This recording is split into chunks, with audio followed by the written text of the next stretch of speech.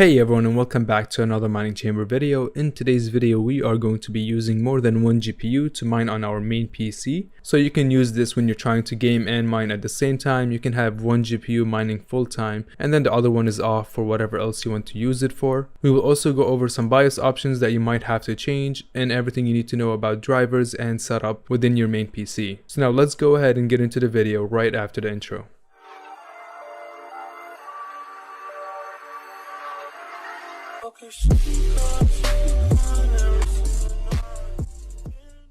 Now before we start this video, let's first talk about part 1, which I've released before this video. And in part 1 we talked about how to effectively mine with your main PC, and then we went over certain settings that you want to change in your Windows setup, as well as a couple of things that you need to keep in mind when you're mining. And then we went over 2 different mining software as well as a mining operating system. So now we're not going to be getting into details with these in this video, so just letting you guys know, if you want any clarification you can go to that video. So if you haven't watched part 1 yet, I would highly suggest going to part 1 first and then coming and finishing part 2. So now let's get to it. In this video I'm going to be using an RX 580 beside of my main GPU on my PC, which is an RX 5700. So it will be 2 AMD GPUs connected to the same PC. Now there are a couple of configurations that you might have differently, which you might have an AMD card, an Nvidia card, or 2 Nvidia cards, or even more cards than just 2. So it's all up to you. You can apply this same concept to more than 2 cards, but it might be different when it comes to Nvidia and AMD being mixed together. So I will be talking about that when we get to the section of installing your drivers. Now before we get to the drivers part, let's first talk about how you will be connecting more than one GPU to your motherboard. So there are multiple different ways that you can use here, and the most common way is just inserting your GPU within your case into a different slot. Now when it comes to slots on your motherboard, you want to rank them with the largest slots. So you first need to use your primary slots, which are the long ones, and you'll use those in order. So the first long slot is your primary slot, and then the second one will be the second biggest slot.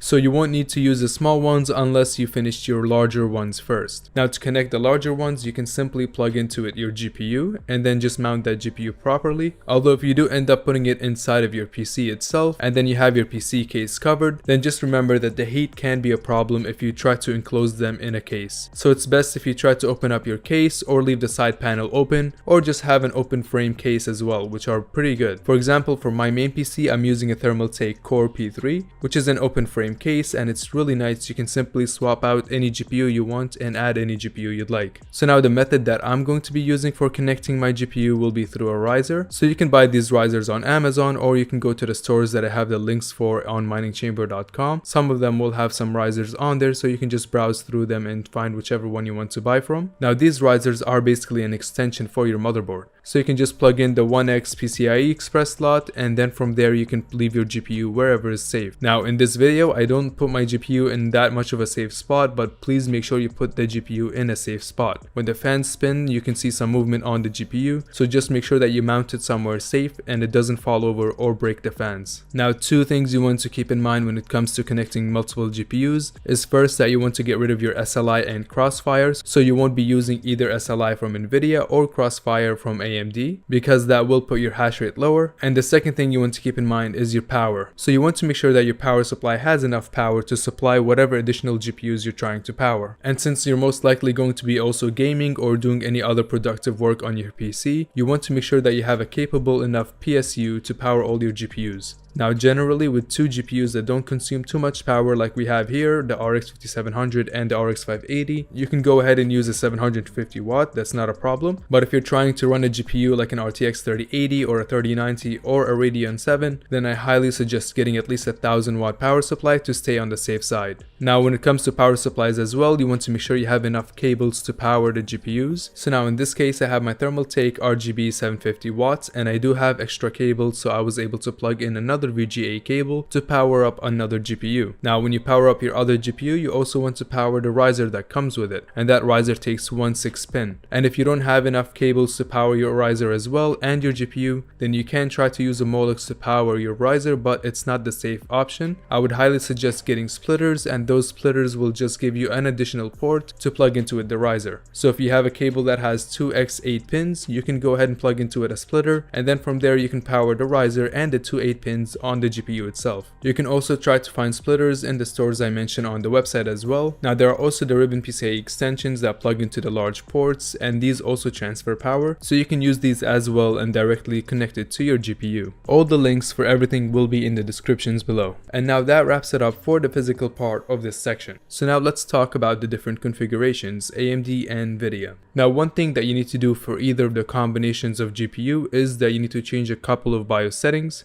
So the main settings that you want to make sure is enabled is mining mode or 4G decoding. So if you have 4G decoding or mining mode in your BIOS settings, then make sure that you set that as enabled. Usually it will be in the advanced tab, so just browse through your BIOS and try to find them. And if you don't find either of those settings and you have a really old motherboard, then you might not be able to run 2 GPUs, but you can still give it a try, so you don't need to stress it at all. And even if you have a newer motherboard and you don't have those settings, you can still continue throughout the video. You might not run into any issues at all. Now there are a couple of other settings that you can change if you do run into issues of your motherboard not detecting your GPU, and that is your PCIe link speeds. So you can just jump in on there and change them to Gen 2 and try that, and then you can also try Gen 3. So just mess around with those settings until it works for you. Now as for the different combinations of GPUs, if you do AMD and Nvidia at the same time, it can be such a headache when you're running it in Windows 10, because Windows 10 just does not cope well with having multiple different GPU drivers on there. But again, you can still give it a try. My recommendations would be using the HiveOS method that we discussed in part 1.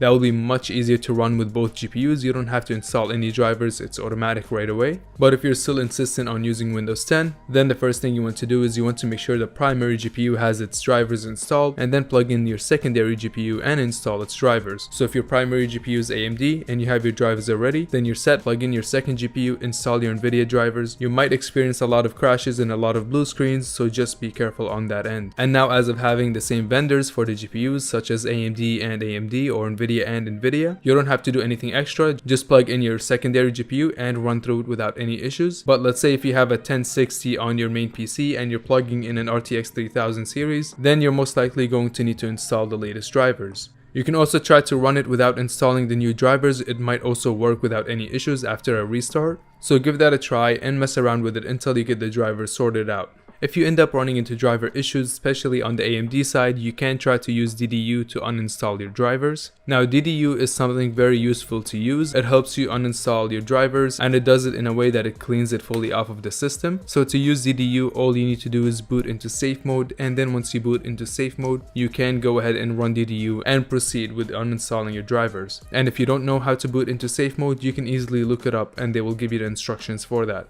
So now after I have the 2 GPUs plugged into the computer, the first thing you want to do is you want to go to your device manager.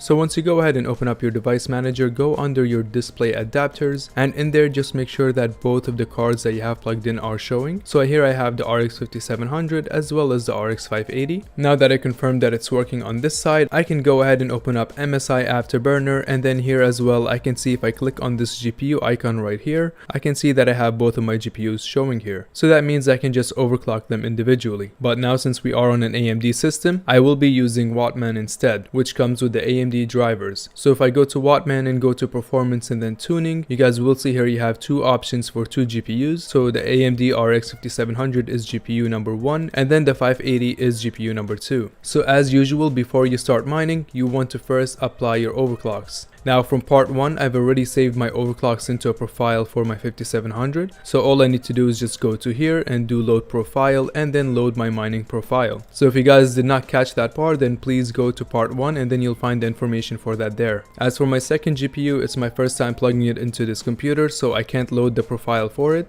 So I'm going to apply the mining overclocks that you can find on miningchamber.com, and then after I apply those overclocks, I can go ahead and start mining.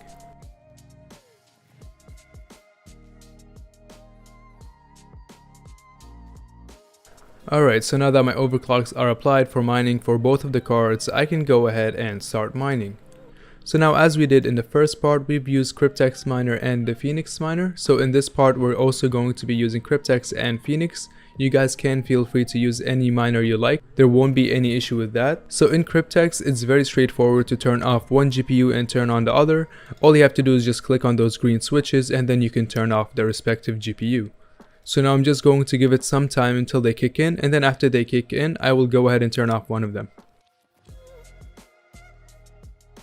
So now after Cryptex kicked in, you guys can see here I'll be making almost $300 a month, and now it does show a little bit lower for my RX 5700, and that is due to me screen recording and displaying on 2 monitors, which is completely fine. So now in Cryptex, if I want to turn off my primary GPU, I would just go ahead and hit this switch, and then now it will be off. So now it will just take some time to recalculate, and then after it finishes recalculating, the RX 580 will only be on, and then the 5700 will be off.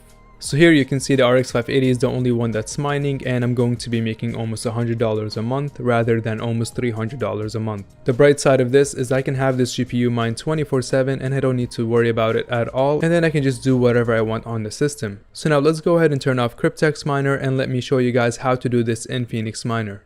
Now in Phoenix Miner, all you need to do is you can go ahead to the config file that we made previously, and then in the config file you guys can make some changes here. So now continuing off where we left off from the part 1, here we have the overclock settings for the 5700, and now we have 2 GPUs. So to add your overclocks for the second GPU, all I need to do is just add a comma and then add the numbers for it. So for the core voltage as well, I can just do comma 850, and then for the memory clock I can do comma and 2150. So what that would do is apply these overclocks for each GPU respectively, and the first GPU will get the first number and the second GPU gets the second number, and it keeps going on. So for the fan speed I can leave it at 60, which will apply to both cards, and now after I run this it will apply my settings for both of the cards. But now since we're planning on mining with just one card, by adding this command right here, -GPUs2, we're only going to put overclocks for one of the cards. But if you're planning on mining with more cards, so for example if I have a third card plugged in, I would say comma 3, and then I can go ahead and add the overclocks of the third card after the first one.